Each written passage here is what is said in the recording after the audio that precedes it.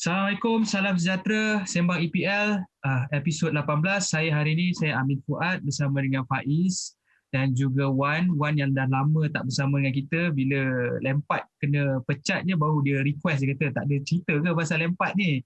So hari ni kita bawakan khas untuk cerita pasal era baru Chelsea bersama Thomas Tuchel. Tuchel or Tuchel guys? Macam mana nak pronounce ni? Kalau Britain dia sebut Tuchel. Tuchel. Faiz, macam mana Faiz? Tuchel. Exactly, that's why I said. I pronounce mula-mula Tuchel, betul? Oh, Tuchel lah. Okay lah. Tuchel. Tuchel, okay. Kita cerita dulu pasal Lampard. Lampard menjadi 10 pengurus yang dipecat oleh pemilik kelab Chelsea Roman Abramovich. 14 pengurus keseluruhannya yang pernah bersama dengan Roman. Legenda bekas pemain Chelsea itu mempunyai rekod terburuk sebagai pengurus Chelsea dalam purata pengumpulan mata sejak Roman Abramovich yang menjadi pemilik kelab. Okey Faiz, setuju dengan pemecatan Frank Lampard atau kau rasa perlu diberi lebih masa? As a Chelsea fan, dia patut bagi lebih masa, tapi for them, business point of view, they need the results. Macam mana Wan? Kalau tanya aku, Chelsea memang kelab yang kita nak kejayaan cepat. Jadi pemecatan tu mungkin satu tindakan yang wajar untuk kita memperoleh kejayaan yang lebih cepat di masa akan datang. Tapi kalau tengok rekod Lampard dengan Klopp lebih kurang sama untuk 84 perlawanan awal. Macam mana Faiz yang ni? In the end of the day, memanglah betul lah, stats is everything lah. But kalau as an owner of the club pun, kalau it doesn't feel right lah. We already live in the society nak quick success. So if that's the point of quick, maybe you never know. Somehow we will win something this season because pemecatan Lampard, and Lampard will become better because of the pemecatan. Usually it's like that lah in Chelsea. Tapi untuk kau as a fan, sedih as a fan? Sedih lah, pasal he's like one of the reasons why him, Zola, Drogba is the reasons why I love Chelsea. Macam I have to understand in a fan's point of view yang to them it's all business. Okay, I hope we can change the perspective of how bola sepak is been run in England. Tapi like I said lah, it's all quick success. Dengan musim COVID ni pun nak force juga main bola. So, what do you think? Okey, sejak tahun 2013 kita tahu budaya memecat pengurus ni memang menjadi kebiasaan untuk pasukan Chelsea. Lagi-lagi apabila Chelsea telah berbelanja wang yang lebih kurang 150 juta lebih lah pound musim ni, pengarah lembaga dan pemilik sudah pasti mengharap kejayaan dalam jangka masa pendek. Namun pada masa yang sama, semenjak Roman memiliki Chelsea telah merangkul 5 kejuaraan Liga, 5 Piala FA, 1 Liga Juara-Juara Eropah, 1 Liga Eropah. Wan, untuk kau rasa adakah ini gaya dan pendekatan mentaliti kelab besar seperti Chelsea? Aku bagi lagi satu contoh, Bayern Munich yang juga mempunyai 15 pengurus dalam 15 tahun lebih kurang. Posisi Zidane sebagai pengurus di Real Madrid juga tak selamat walaupun beliau telah menjuarai 3 Liga Juara-Juara Eropah bersama Real Madrid. Adakah pasukan seperti Barcelona, Man City, PSG dan juga Chelsea ni sanggup bersabar 2 atau 3 tahun sebelum merangkul kejuaraan, atau kau rasa macam mana? Kau setuju dengan cara begini? Kadang-kadang bagi aku kelab yang memiliki kejayaan mungkin itu salah satu teknik ataupun cara untuk mendapatkan kejayaan segera. This is a big club. So bila orang pandang reputation as a big club, of course orang akan pandang piala. Bukannya kita nak develop, memang bagus develop player, tapi jikalau tidak ada kejayaan, itu tidak bermakna kelab itu boleh setanding dengan kata big club yang boleh menjerai satu kejayaan. Piala itu adalah target. Itu gunanya competition yang dibuat, sama ada Champions League ke, Liga ke, Piala FA ke, whatever, kita nak result. Bukannya sekadar keputusan tapi nothing. Jadi sebab tu kelab besar, contoh sebaris yang aku sebut ini kelab besar Chelsea, Real Madrid, Barcelona, Bayern Munich, yang aku sebut lah. Yang tak aku sebut tu Manchester City, yang aku tak sebut tu mungkin pendekatan ni berbeza. Okey, menurut Chelsea, Frank Lampard tiada hala tuju dan prestasi pasukan teruk. Setengah pakar bola sepak mengatakan Lampard masih tidak lagi pasti dengan kesebelasan utama beliau. Lampard tidak tahu siapa yang akan bermain di bahagian serangan kerana beliau seringkali menukar-nukar pemain. Kau rasa Faiz, adakah ni sebab utama Frank Lampard gagal mengawal pasukan secara konsisten sebab dia tak tahu dia punya best 11? Actually betul lah. Itu kita dah borak pasal benda ni kan. We still don't know apa game plan dia.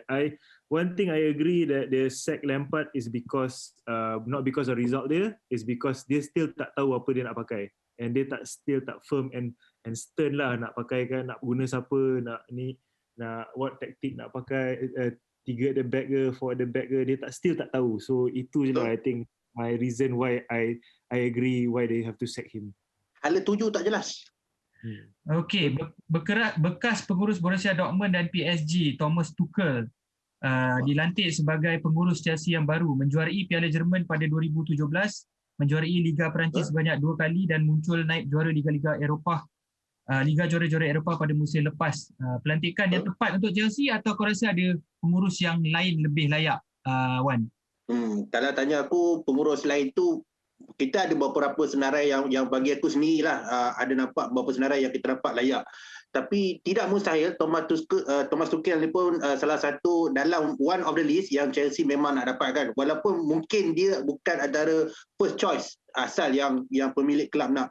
Tapi dengan kehadiran beliau, kita nampak first impact masa Chelsea lawan Wolverhampton, kita nampak sejarah pula kan. Sejarah terbukti mana penguasaan bola tu paling tinggi dalam EPL yang pernah direkodkan oleh pengurus pertama yang in charge in the first game EPL. Jadi itu satu petanda positif, dan bila kita nampak 2 game yang dia dah main ni pun kita nampak apakah dia punya cara tactical, visi dan apa yang dia ingin lakukan. Kita tak ada nampak satu kita nampak kombinasi yang masih dicuba nampak boleh membuahkan hasil. Dan kita tunggu apa lagi pendekatan yang boleh dibawa di masa datang.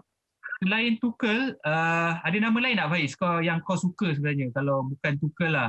Actually bila PSG dah sack Tuchel tu, I dah agak lah. Dia memang dah standby dah. Dia memang dah tunggu. Memang boleh nampak. Dia boleh nampak dah. Dia kena. Dia Jerman, si dua Havertz dengan Timo tu memang dia nak cocokkan dua tu. Tapi tunggu betul nampak je. Sebab ada nama Brendan Rodgers juga yang dilontarkan. Macam mana kau rasa Brendan Rodgers? Rumours je, tak ada apa-apa pun. Memang kalau ikut rumours, managers Brendan Rodgers ada, manager Southampton pun ada, managers untuk RB Leipzig pun ada. Jadi itu antara beberapa rumours. Sorry? Solskjaer je tak ada. Solskjaer tak boleh kena sack lagi. Memang tak akan dalam list. Jangan risau. Okey, Tuchel mengatakan beliau menyedari budaya menukar Chelsea yang sentiasa menukar pengurus di Chelsea, dan mengatakan beliau tidak takut dengan pemecatan. Namun kita tahu Tuchel mempunyai reputasi untuk mengkritik pengurus atasan. Semasa di Dortmund, Tuchel mengkritik CEO pasukan Dortmund, Michael Zorc, mengenai pembelian pemain. Baru-baru ni dia mengkritik pengarah sukan PSG Leonardo tentang pengurusan pemain. Kini beliau akan berhadapan situasi yang sama dengan Chelsea yang mempunyai individu-individu menguruskan Chelsea seperti pengarah urusan Chelsea Marina Granovskaya dan juga pengarah Marina Granovski nama dia. Marina je ingat. Ingat Marina je. And then ada pengarah teknikal juga, Peter Cech dan lain-lain lah. Conte, Sarri, Mourinho semua dah pernah mengalami nasib yang sama. Kritik lepas tu semua tak kekal lama. Apa kau rasa bezanya dengan Thomas Tuchel kali ni kau rasa? Sejarah mungkin berulang. Itu adalah Chelsea. Kalau tak ada selisih faham sikit dengan pengurusan, itu mungkin ada chances untuk dia tidak berada kekal lama dalam dengan Chelsea lah.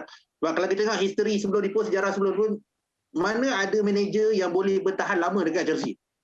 Even though bagilah kejayaan sebagus mana pun, Roberto Di Matteo bagus bagi Champions League pertama untuk Chelsea pun tak lama. Okay. Walaupun Thomas Tuchel ni dia boleh bagi kejayaan di musim ini, mungkin dia boleh bagi FA Cup, who knows, mungkin dia boleh bagi Champions League, who knows, tapi aku boleh bet dia tak akan lama juga. Okay, pemain-pemain akademi macam Mason Mount, Tammy Abraham, Tomori, Billy Gilmore, Reece James, Hudson-Odoi diberikan peluang untuk main di bawah pengurusan Frank Lampard. Adakah mereka akan punya nasib berbeza dengan pengurus Thomas Tuchel ni, Faiz? I rasa ni best sikit pasal apa tau. Pasal Tuchel ni tak ada English related punya connection tau. Dia tak ada nationality punya tu. Dia tak ada rasa bersalah kena mainkan dia ni. So dia boleh ikut apa yang dia for the best for Chelsea. Itu yang the best thing about him lah. So nampak macam kalau Lampard ni, nampak sangat dia akan favour all the English. I understand dia nak tolong English punya football naik, especially Chelsea. Tapi at least ni, you know, first team priority is the club first, then the England players. So maknanya Faiz, kau cakap yang Frank Lampard ada sifat pilih kasih lah sebelum ni dengan Mason Mount terutamanya.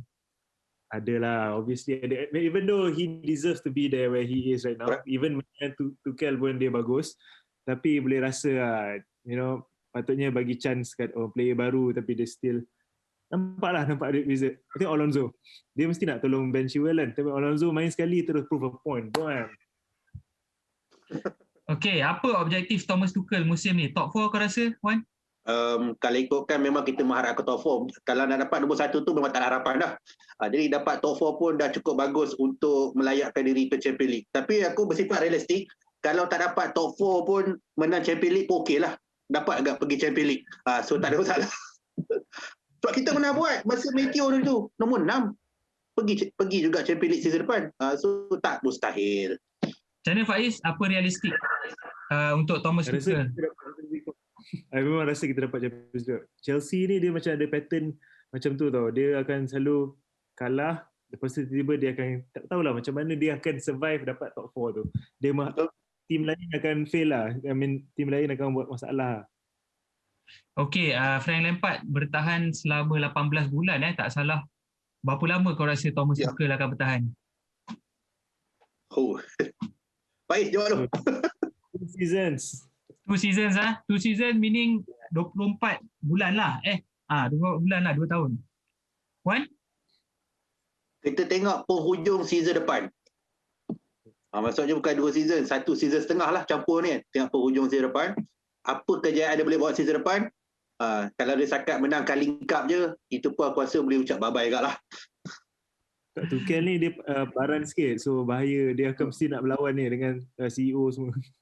Betul. Itu yang kita dah bincang tadi, dia ada reputasi untuk gaduh ataupun kritik orang atasan kan. So maybe Roman and the gang tak berapa suka lah kot. Dia orang nak orang yang boleh ikut sebab dengar cerita player-player yang masuk Chelsea pun bukannya apa yang Lampard nak kan. Macam siapa? Macam Havertz, Werner apa semua kan. So kita tengoklah macam mana pencapaian Thomas Tuchel musim ni. Kalau dapat top 4 selamat, kalau tak dapat top 4 tak tahulah kau kena sack lagi ke? Tak ada tak ada kena pecat lagi di season. Okey. Tak tahu, bola bulat kan. So tak. Okey, itu sahaja daripada kami. Kita akan jumpa lagi di episod yang akan datang. Terima kasih kepada penyokong Chelsea, terima kasih kepada Faiz, terima kasih kepada Wan. InsyaAllah kita akan jumpa lagi. Assalamualaikum dan salam sejahtera. Jumpa lagi. Subscribe.